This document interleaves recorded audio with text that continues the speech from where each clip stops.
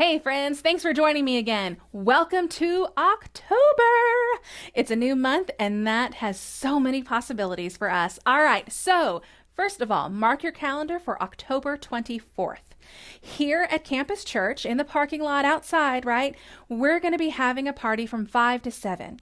Now, what we're going to be doing is playing games and winning prizes and having some hot dogs and some cotton candy. I can't wait for that. So join us here that day. Wear your costume, bring your trick-or-treating bucket, and we're going to have a whole lot of fun. All of our games are designed so that no supplies are shared so that we can limit the spread of illness. So we're being very careful to follow all the CDC guidelines, and we really hope that you can join us.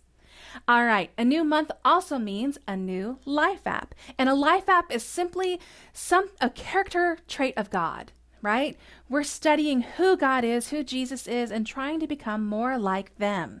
So this month, our life app is integrity. Now, that's a word you're probably not used to hearing too often, but someone who lives with integrity is truthful all the time in how they live, whether anybody is looking or not. So pretend that you're an actor, right? Have you ever done a play or in your classroom or on a stage, right? Well, when you're on a stage and you walk off to the side, you walk off stage, you drop the act, you drop the character. God doesn't want us have to be like that in real life. He doesn't want us to have to pretend to be somebody else around different people. We should just be truthful all the time, no matter who is looking. So join us for the rest of this month as we're talking about integrity. Now today we're going to go to the Old Testament and learn about a guy named Daniel and his friends and how they chose to be truthful to who they were all the time.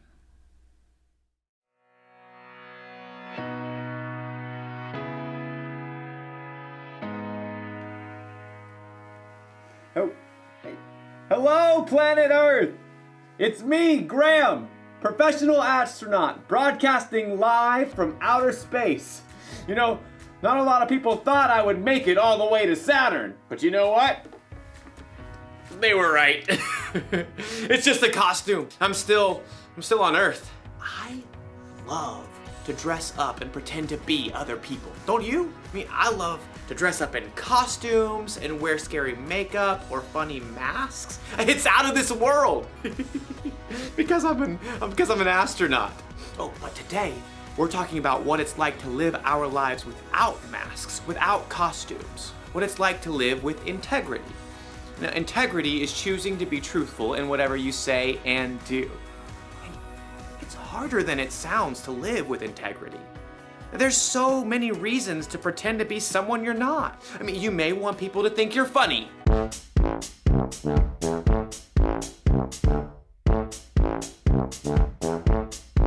You may want your teachers to think that you're smart. E equals MC squared. The capital of Mongolia is Ulaanbaatar. A woodchuck can chuck 32 cords of wood.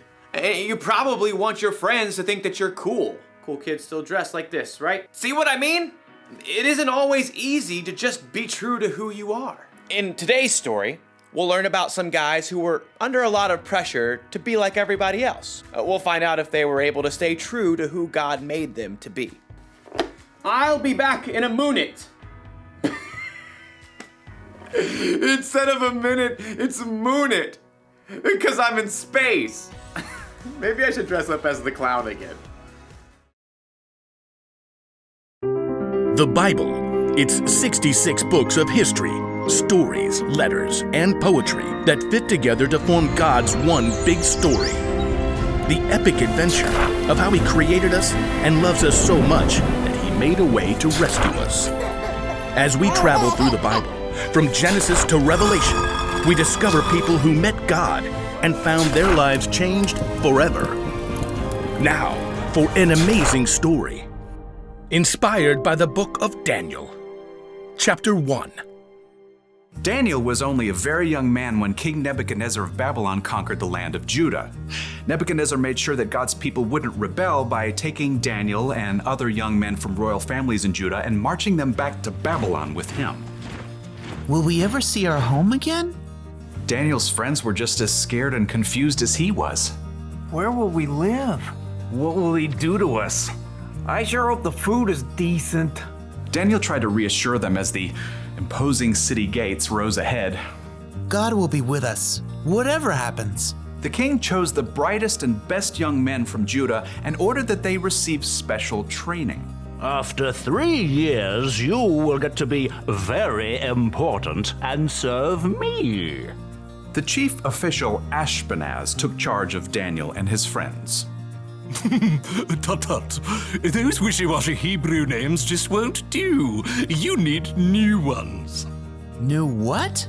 Names. Let's see. Daniel, we'll call you Belteshazzar. And you three will be Shadrach, Meshach, and Abednego. Are those names, or is he just sneezing? You'll learn our language, of course.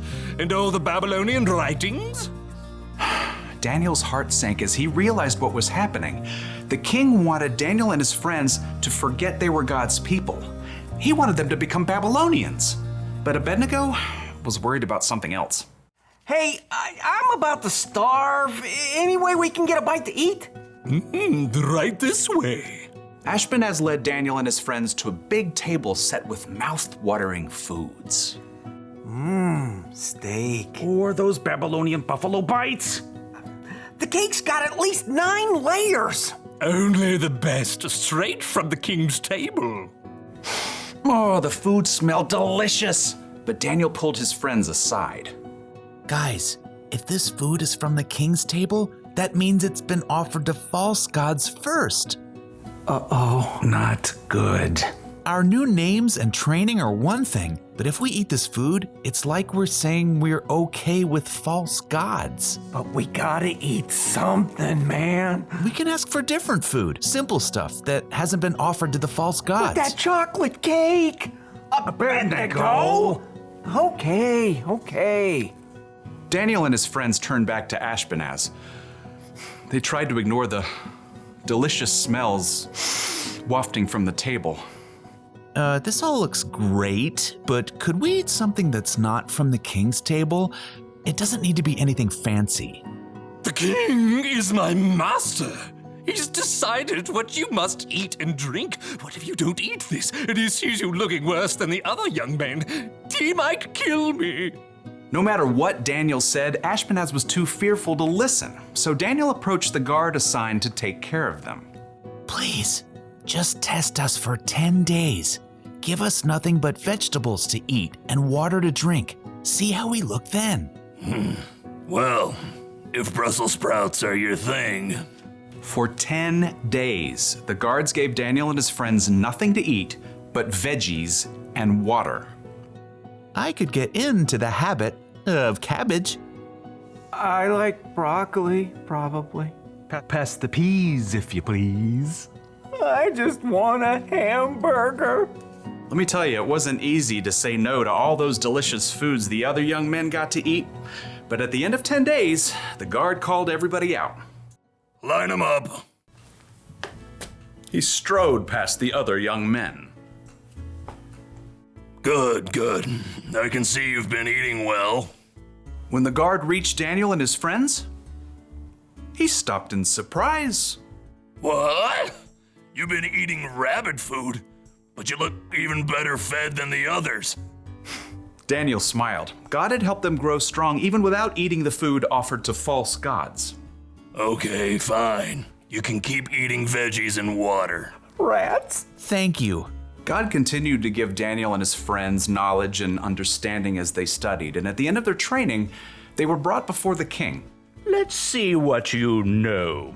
How many inches in a meter? 39.3701. What do you call a group of porcupines? A prickle. If it takes 8 men 10 hours to build a wall, how long would it take 4 men? No time at all, because the wall's already built. How are you all so smart? The one true God gives us wisdom. Well, we'll see about that. Anyhow, you're 10 times smarter than my other advisors. You get to be very important and serve me.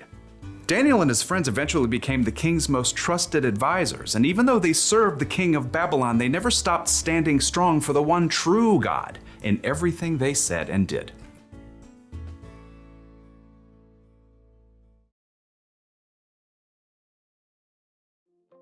Okay, so Daniel and his friends were in a really bad situation. They were taken from their homes and they were forced to be some king's servant. But even then, they chose to be true to themselves. They chose to live the way God wanted them to live.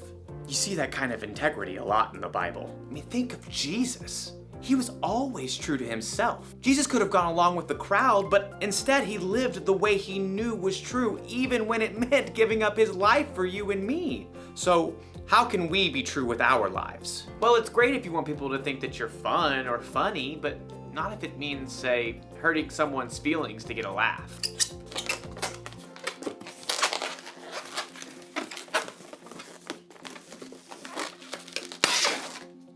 I have no idea how to make balloon animals.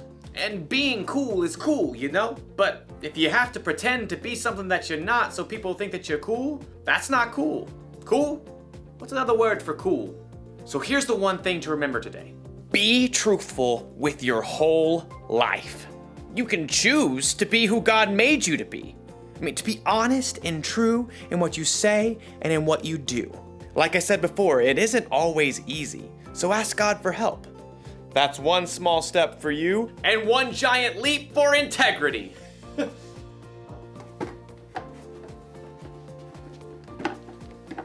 Goodbye.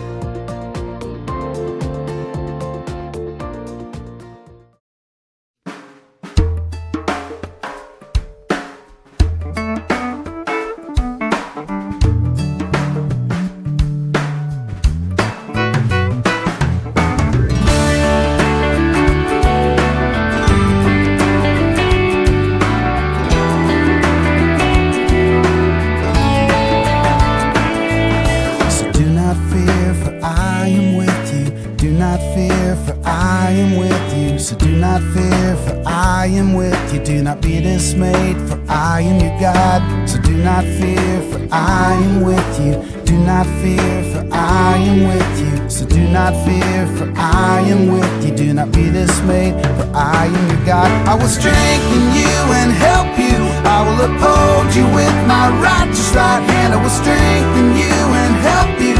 I will uphold you with my righteous right hand. I will strengthen you and help you. I will uphold you with my righteous right hand. I will strengthen you and help you. Isaiah 41:10. So do not fear, for I am with you. Do not fear, for I am with you. Do not fear, for I am with you. Do not be dismayed, for I am your God. So do not fear, for I am with you. Do not fear, for I am with you. So do not fear, for I am with you. Do not be dismayed, for I am your God. I will strengthen you and help you. I will uphold you with my righteous right hand. I will strengthen you and help you. I will uphold you with my righteous right hand. I will strengthen you and help you. I will uphold you with my righteous right hand. I will strengthen you and help you. Isaiah 41:10. Isaiah 41:10.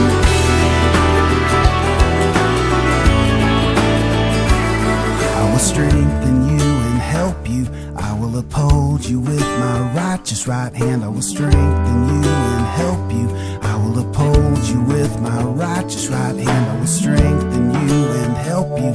I will uphold you with my righteous right hand. I will strengthen you and help you. Isaiah 41:10.